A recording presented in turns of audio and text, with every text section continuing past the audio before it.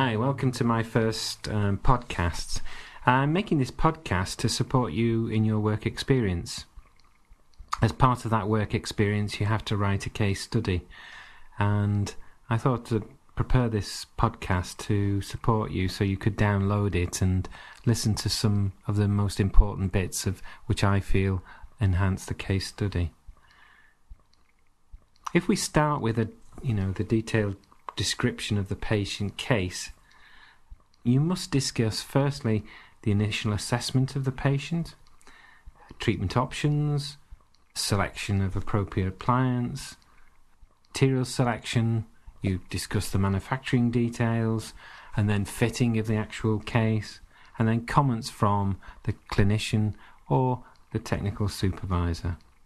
And finally, your personal reflections.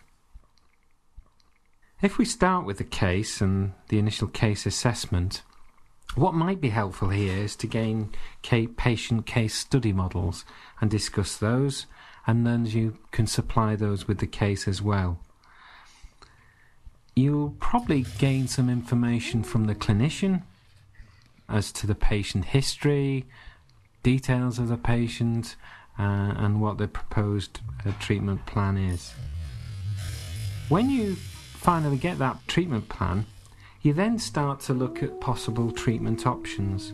For example, if the patient requires a partial denture, what are the other alternatives? Could the patient have a fixed bridge? Or is it possible to restore the patient with implants? Are implants an option? So when you've finally gone through that process, you then come to a decision on the selection of the appliance.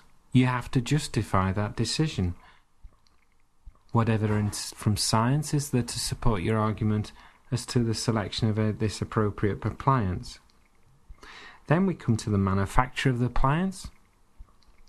Now what you've got to do here is describe the techniques used, any variations of those techniques, but be careful that this section doesn't purely become just a descriptive piece of work.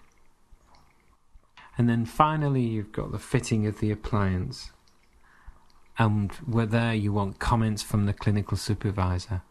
Was the appliance fitted? Was there a problem? Was the appliance not fitted? If so, why do you think these certain things happen?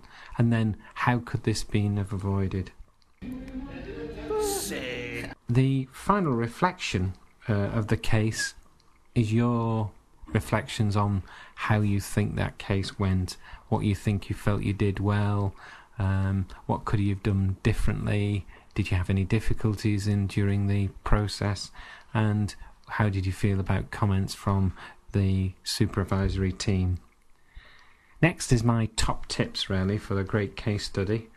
Firstly is the detailed description, but not a descriptive one. Secondly, include case study models, case photographs, and any other information that you might think is suitable to that case. A word of caution here, you must ensure that you get patient consent for any photographs taken. Next, your justification of the decision taken to make a certain appliance.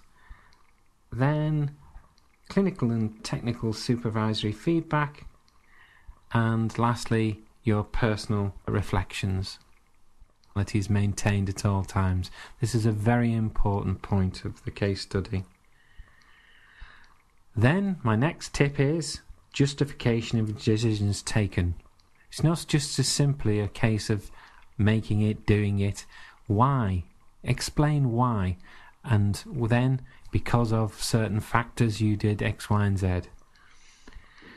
The clinical and technical supervisor feedback is very important to the case as well.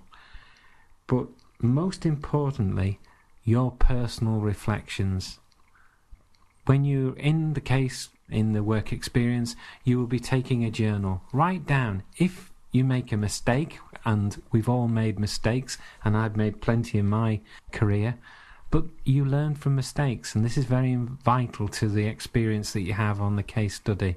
Don't think that if you've made a mistake then it's a poor case study.